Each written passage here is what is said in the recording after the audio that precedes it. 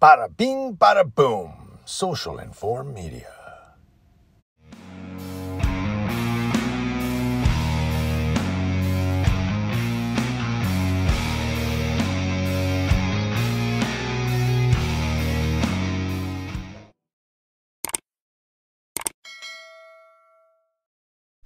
I got this story from NBCConnecticut.com.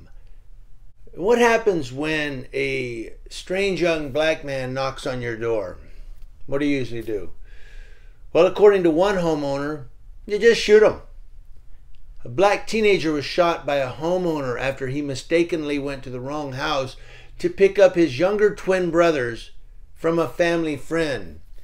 The Kansas City Star reported the 16-year-old, who family members have identified online as Ralph Yarl, rang the doorbell and was immediately shot by the homeowner who answered it. Yeah, immediately. No words. Ralph Yarl was meant to pick up his brothers from a friend's house at 115th Terrace, but instead he rang the doorbell on 115th Street, Faith Spoonmore, his aunt, wrote online. And we have that here sometimes. You'll have a street, and then off to the side you'll have the same name, but it's circle, or you know what I mean. Well, they had that here, and a man opened the door, saw Yarl, and shot him in the head. When Yarl fell to the ground, the man shot him again. Yarl got up and ran from the property, but he had to ask at 3 different homes for help. Like 3 different homes, and nobody would help him. Officials would not confirm the number of times the homeowner shot the victim or where his injuries were. Now, police initially said Yarl was in stable condition, but he had a life-threatening injury. And currently, his current condition has not been released. And thank God he's still alive. Even though he is doing well physically, he has a long road ahead mentally and emotionally, Spoonmore, his aunt, wrote. In a GoFundMe, she started to raise money for his medical bills and other expenses. Should have the homeowner pay that. Police have not identified the shooter or his race. I think they have. There's a follow-up story I'm going to give you here. But information the officials have does point to the crime being racially motivated. But Police Chief Stacey Graves said that aspect remains under investigation. They're still looking to see if it was racially motivated or not.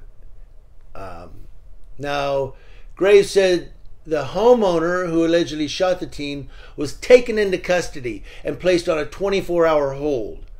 While searching the scene for evidence, detectives found the firearm allegedly used.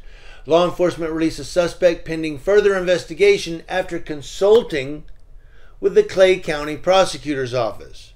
They didn't hold him on bond, a 24-hour hold, and then said, okay, you can go. We're going to be investigating now. What if this was a black man, a black homeowner that had shot a white man? You think he would be released on a 24-hour hold? I don't know. I'm asking. I don't know. It's something to think about.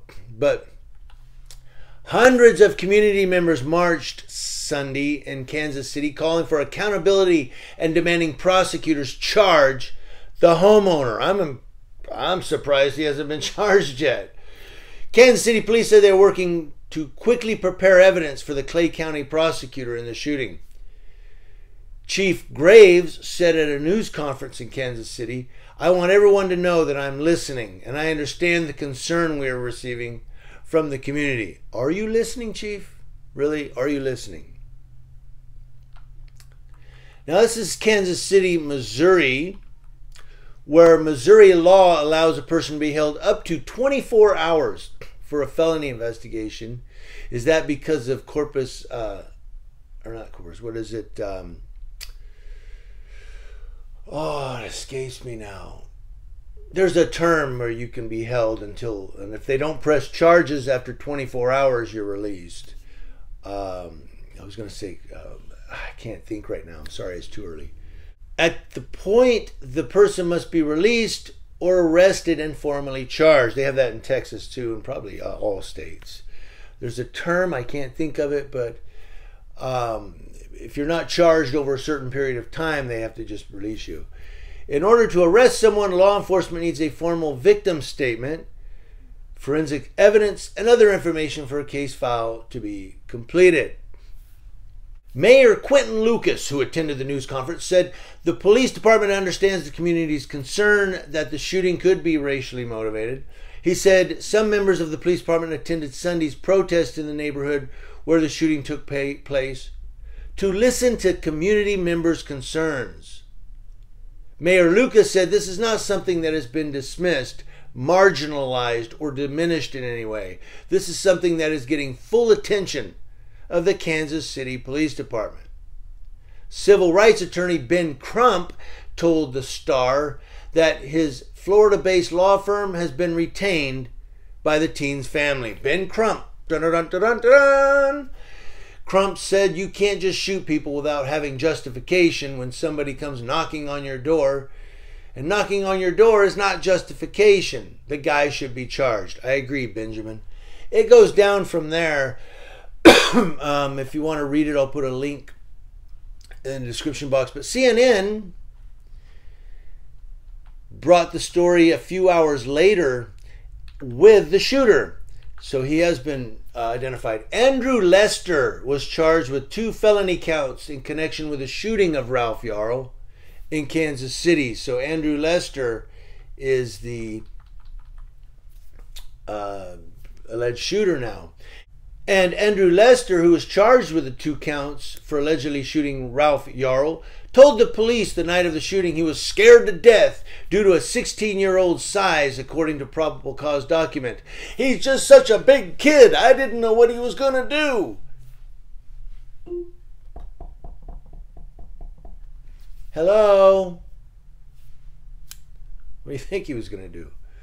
On April 13th, around 9:50 p.m., a witness said a car pulled in the driveway of Lester's residence. In an interview with the police, Lester said he had just lain down on his bed that night when he heard the doorbell ring. Lester told police he got up, picked up his Smith & Wesson, it's a .32 caliber revolver, and went to the front door. Both the interior door and the storm door were locked.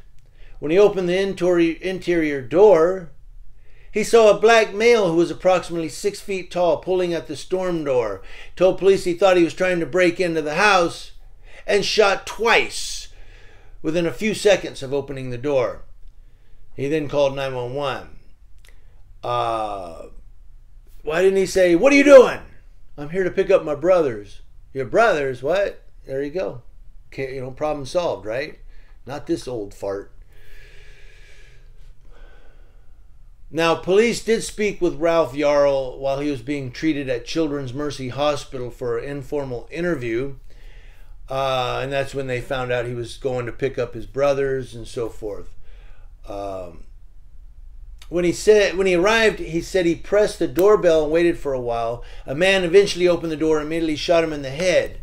Ralph got up and started running away, and he heard the man say, "Don't come around here."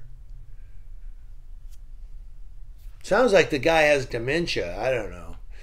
President Biden spoke to Ralph Yarl and his family by phone. They didn't release details about the call, but apparently the U.S. president has called Ralph Yarl. Someone knocks on your door, you go, "Yeah, what's up?" And if he's trying to open the door, go, "What are you doing?"